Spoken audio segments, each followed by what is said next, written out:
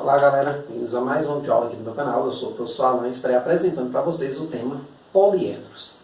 Esse vídeo aqui, gente, já faz parte da playlist Geometria Espacial aí do meu canal. Então, se você está estudando esse tema aí para Enem, vestibulares, vem na escola, até mesmo para concursos nos quais ele é cobrado, vai a dica aí, assiste os vídeos desta playlist aqui, beleza? Então, gente, esse tema aqui, poliedros, ele funciona como um divisor de águas na geometria espacial.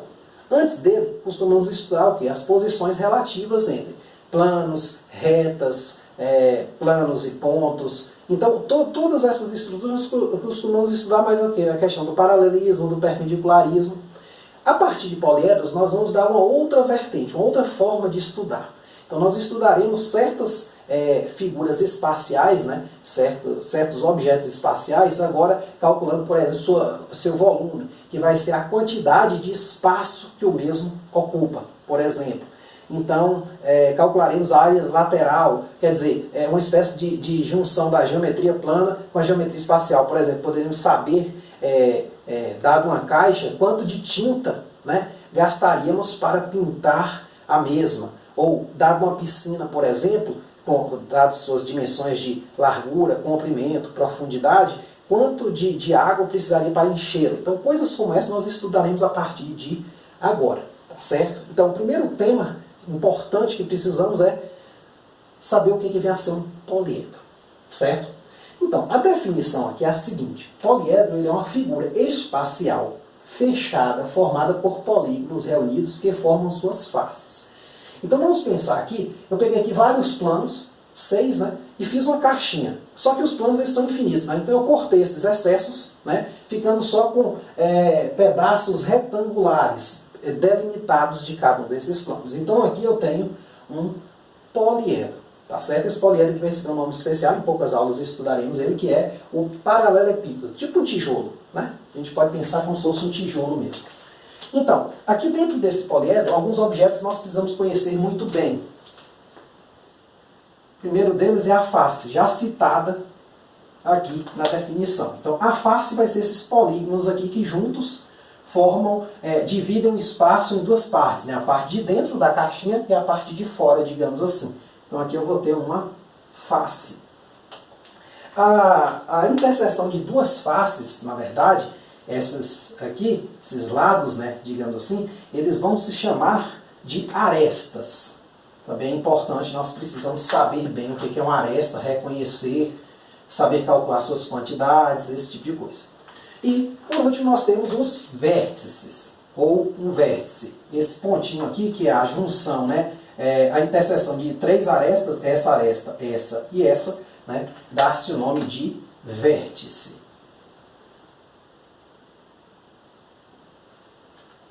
Então, esses elementos são importantes porque, no caso das arestas, nós vamos precisar saber tanto suas quantidades, que já vai ser até importante para essa videoaula, ou seja, dada uma figura, saber contar suas quantidades, como também o seu comprimento. Dada a face, nós vamos precisar saber tanto sua quantidade de faces, nessa videoaula de novo nós vamos entender bem um pouquinho sobre quantidades, e também sua área, né, para o cálculo de uma área da figura, né, a área que essa figura tem, né, lateralmente, e também contando a base, né, superior e inferior, e também até mesmo o seu volume, tá certo? Nós vamos precisar a área dessas faces aí, desses lados, né, digamos assim. E o vértice nós vamos usar basicamente as quantidades mesmo de vértices. Então, é muito importante que você entenda bem o que é um poliedro. Nesse sentido, a gente vai trabalhar com vários desenhos, né, para a gente entender perfeitamente isso aqui, não ficar muito com dúvidas. Dentro dos poliedros, uma classe é mais estudada do que outra, que são a classe dos poliedros convexos. Nós podemos ter um poliedro côncavo e um poliedro convexo. É semelhante ao que nós vimos para um polígono, côncavo ou convexo. Será côncavo da ideia de que vai ter uma espécie de buraco, né? Já o convexo não. É a mesma ideia no caso de um poliedro. Então vamos ler aqui a definição, tá certo? Aqui eu tenho dois exemplos para ficar tudo bem claro. Ó. Poliedro convexo ou côncavo, dependendo do caso, né? Um poliedro é dito convexo se para dois pontos quaisquer em sua superfície, a superfície é a união, né, de todas as faces, né?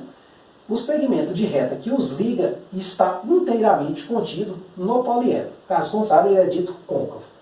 Se eu pensar nessa figurinha aqui, ó, ela vai receber um nome especial depois de tetraedro, né? Ela é formada por um triângulo aqui na base e 3 triângulos, né?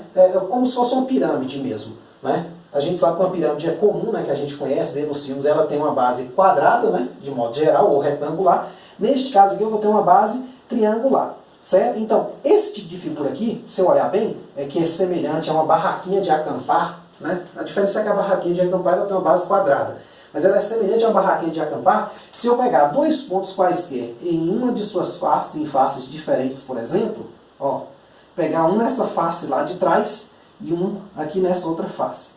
Uma coisa importante, gente, quando eu olho uma figura assim, eu estou vendo esses pontos aqui tracejados, né? O que eles significam? Significam os lados, né? Os objetos não vistos. Como assim, professor? Porque quando nós estamos no espaço tridimensional, que eu te mostro uma figura como essa, você imagina, né? A gente consegue imaginar que tem esse lado aqui atrás, ó, que você não está vendo, essa aresta, tá certo? Muito embora eu estou te mostrando assim, ela não está aparecendo aí, provavelmente, né? Mas você sabe que tem ela, porque você pode girar a figura. Agora, num desenho, isso não fica tão claro. Então, o que a gente faz? A gente faz um tracejado para você ver que tem uma face aqui atrás, ó, que é igual a face aqui da frente. Podia não ser necessariamente uma face, mas sim uma ponta, e cada um desses caras ir para lá, como se fosse uma casinha, né? Então eu tenho aqui um bloco quadrado, em cima eu tenho uma ponta que vai todo mundo. Então eu preciso lhe dizer como é que minha figura é assim, com um grau de detalhamento, para se eu for calcular depois um volume, como veremos mais à frente, sua área, nós não caímos em erro, né? Então esses pontinhos tracejados aqui são importantes. Então aqui, mesma ideia. Então eu tenho uma face aqui, outra aqui, uma na base e uma na frente, que tampa todas essas 3 de trás. Então se eu pegar de novo, voltando, pegar 2 pontos aqui, ó, uma nessa face aqui, nesse plano aqui, ó, e uma nessa outra face aqui, que tem a ver com esse plano aqui, eu vou ter um segmento que vai estar inteiramente contido lá dentro da minha barraquinha de acampar. Tá certo? Então, neste caso, essa figura aqui, eu vou dizer que ela é convexa. Por outro lado, ou o polígono em si é convexo, né? Agora, por outro lado, se eu pegar esse L aqui tridimensional, né? Digamos um L tipo de um letreiro, esses letreiros tridimensionais, de novo, eu não consigo ver essa aresta aqui, nem essa, nem essa. O que eu faço? Tracejei elas para mostrar que de fato é um L, tá certo? Então, eu posso pegar, por exemplo, um ponto nesta superfície aqui e um ponto nesta aqui, ou nessa aresta, né, que está na superfície dele, e nessa outra aresta. Ó. Quando eu ligar os dois, uma parte ou toda o segmento de reta está fora. Basta aqui o quê? Que um ponto esteja fora que acaba tudo. Né? Ou seja, a reta tem que estar inteiramente ligada. E aqui tem uma parte de fora. Aí você falou, professor, e se eu pegasse aqui nessa face aqui de trás, tá certo? E nessa outra aqui ligasse, eu vou ter que ter uma parte que está dentro, porque ó, uma parte que está dentro seria esta aqui, ó, que ela vai sair dessa face aqui, tocar nessa dentro, mas quando sair aqui ia estar fora, esse pedacinho. Não importa. Veja que ambos os casos, ó, esses pedaços aqui, ó, estão fora da figura, não estão contidos nela. Tá certo? Então, nesse caso aqui, eu tenho um polígono côncavo. Tá certo? Ou seja, um polígono que não é convexo. A ideia de convexidade, ela pode ser expressa com 4 propriedades. Tá certo? Que são as seguintes. É como se isso aqui fosse equivalente a isso aqui em termos de poliedro. De um poliedro. Então, ó, caracterização da convexidade. 2 polígonos, então vamos pensar que eu estou em um poliedro, tá certo? Então, 2 polígonos diferentes não podem pertencer ao mesmo plano. Então, se eu pegar, por exemplo, nesta figura aqui, observe que esta face aqui, que é um polígono, é um retângulo, ela só tá, se eu pegar um plano que contém ela, só vai conter ela. Esta outra aqui, ó, se eu pegar um plano que contém ela, só vai conter ela. Este outro aqui, só ela. Então aqui eu tenho 6 planos contendo essas faces, e todos os 6 são diferentes uns dos outros. Tá certo? O que seria, o que furaria essa definição aí? Se eu pegasse aqui tipo um objeto tipo um U, ó. Vamos pensar assim. Né? Então, ó, observe que esses caras aqui, se eles tivessem a mesma altura, eu pegaria um plano, e esse plano conteria essas duas coisas. Ó. Perceba que isso não tem, de fato aqui, se você olhar bem, ó, esse poliedro aqui, ele não é o quê? convexo, ele é côncavo. Por quê? Se você pegar um cara nessa superfície aqui, ó, aqui, só completar aqui, ó, e pegar um cara aqui, ó, esse segmento todo fica fora, tá vendo? Então ele não pode ter coisas desse tipo, ou seja, um plano só pode conter uma das faces, tá certo? Então, nesse caso, ele serve também para você reconhecer quando um poliedro, né, é convexo ou não. Segundo caso, cada aresta de um poliedro é comum somente a 2 polígonos, que é o que ocorreu nessa figura aqui, ó. Eu tenho esse aqui de trás, né, digamos assim, essa aresta aqui, e esse aqui lateral. Então ela só é comum a esses 2 polígonos, tá certo? Nesse caso aqui também, ó, que é convexo, ó, essa aresta aqui está na face da frente e nessa face lateral aqui, ó, essa primeira face lateral aqui, certo? Onde tem esse primeiro pontinho. E isso serve para todas as outras faces e arestas, tá certo? Um item 3 cada plano de uma face deixa os demais polígonos das outras faces em um mesmo segundo plano. Tipo assim, se eu pegar um plano que contém essa face, o meu polígono fica todo do outro lado. Então eu peguei aqui, ó, um plano contém essa face, então o meu polígono fica todo abaixo desse ponto. Peguei um plano contém essa face, meu polígono fica todo assim, ó. Peguei um plano contém essa face, ele fica todo à esquerda. Peguei um plano contém essa face aqui, ó, fica todo à direita. E aí vai.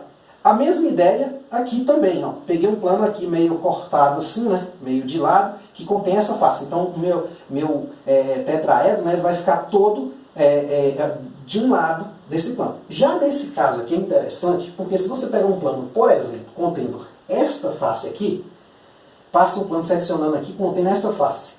Você vai perceber que ele vai deixar esse polígono aqui, correspondente a esse retângulo aqui em pé, e este outro aqui, ó, de lados diferentes. Isso mostra a não convexidade desse aqui, da mesma forma que essa definição aqui nos mostrou. Então tem uma certa equivalência entre isso aqui e esses 4 itens. E por último, tem uma relação extremamente importante, nós vamos ter uma videoaula só para ela, que é a relação de Euler. Então vale a relação de Euler se eu tiver um poliedro convexo, né? O que a relação de Euler diz, né? Que vértices menos arestas mais faces dá igual a 2, ou seja, V menos A mais F igual a 2. Ou seja, se eu pegar um poliedro como esse aqui, que nós sabemos que ele é convexo, ou esse aqui que é convexo, e escrevermos, contarmos seu número de vértices, seu número de arestas, seu número de faces, jogar nessa expressão aqui vai dar sempre igual a 2. Esse é um dos resultados mais bonitos da matemática, dada a sua simplicidade. Então ele nos permite calcular quantidades. Por exemplo, se eu tiver vértices e faces, que são relativamente fáceis de calcular, pelo menos eu penso, eu consigo calcular as arestas. Ou seja, 2 deles me permite calcular 1/3, tá certo? Então aqui, nesse sentido, eu coloquei um exemplo para nós estarmos usando essa relação aqui no primeiro momento. Nós vamos ter uma videoaula para utilizar ela, vamos entender em que momentos ela costuma ser utilizada, mas aqui é só a título de verificação mesmo. Tá certo? Então, exemplo. Verifique a relação de Euler nos poliedros a seguir. Então aqui eu tenho esse primeiro poliedro, esse segundo, esse terceiro aqui. Então olhe bem. Eu vou começar aqui contando o número de faces, depois vértices, depois arestas, e vou testar a fórmula, aquela relação ali. Vou jogar tudo ali e ver se dá igual a 2. Tá certo? Eu começo por faces, gente, porque as faces, a quantidade de faces é que dá o nome do poliedro. Nós veremos mais à frente, tá certo? Que é o que dá o nome das figuras. Tá certo? Então, quantas faces eu tenho aqui? Ó? Isso aqui é um cubinho, é semelhante a um dadozinho. Eu não sei, quer dizer, cubo não, né? Eu não sei se os lados aqui são iguais.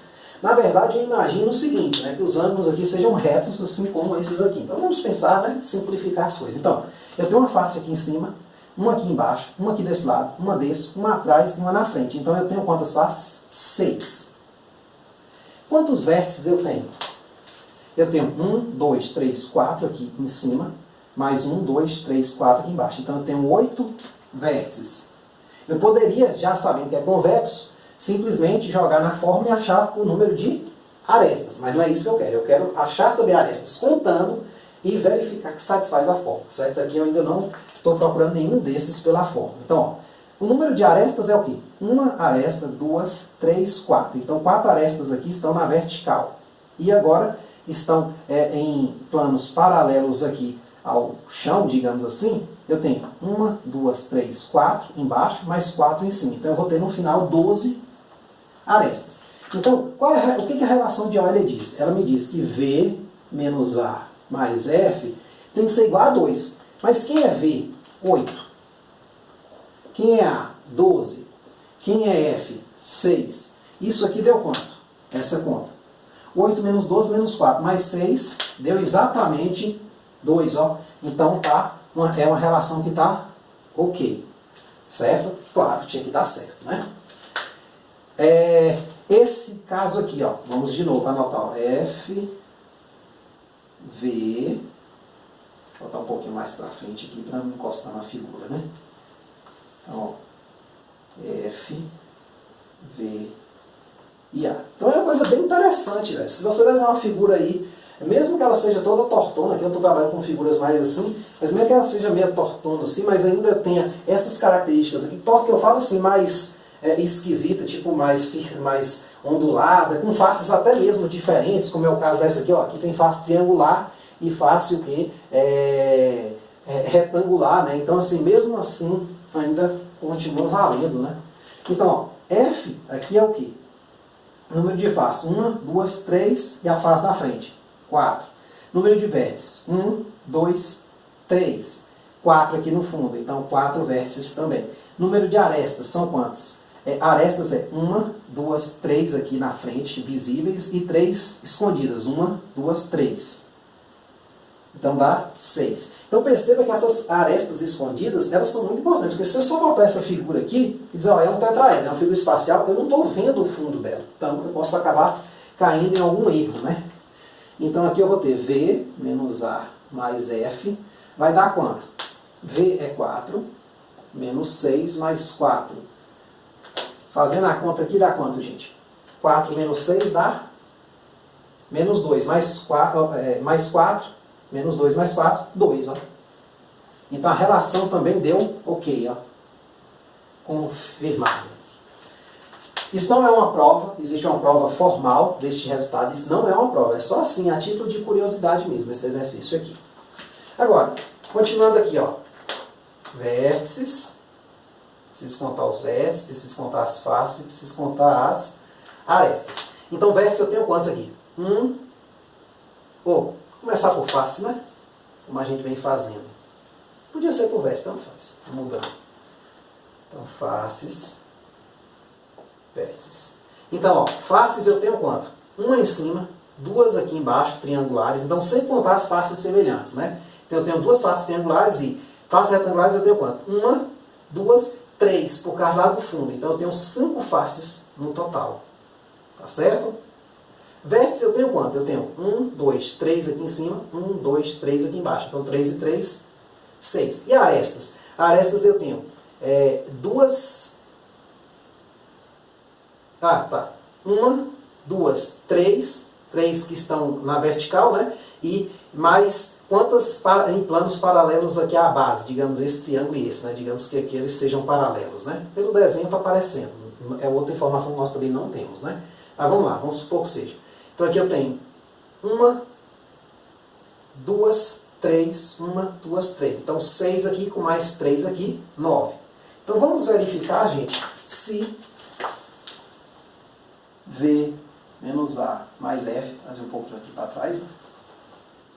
Ó, o meu desenho nessa primeira videoaula aqui, ele pode carecer de algumas informações, viu? Mas nós veremos ao longo das videoaulas que nós teremos as informações necessárias. Quais lados são paralelos a quais, quais são ortogonais. Nós teremos todas essas posições na questão, tá certo? E elas são importantes. Então, ó, V vai dar 6 menos 9 mais 5. Dá quanto aqui, ó? 6 menos 9, menos 3 mais 5 deu quanto? 2, ó. Perceba que deu exatamente o que a relação de Euler nos diz que ia dar. Então, esta aqui também está tudo ok. Então, essa aqui foi a nossa primeira videoaula sobre poliedros. Nós ainda vamos explorar um pouco mais esse tema, né? Vamos também apresentar os chamados poliedros de Platão, que são poliedros especiais, certo? Com certas características. Costuma de vez em quando cair também aí em Enem, vestibulares e tudo mais. Tá certo? Então é isso aí. Qualquer dúvida, gente, qualquer um, é só colocar nos comentários. Muito obrigado. Até a próxima.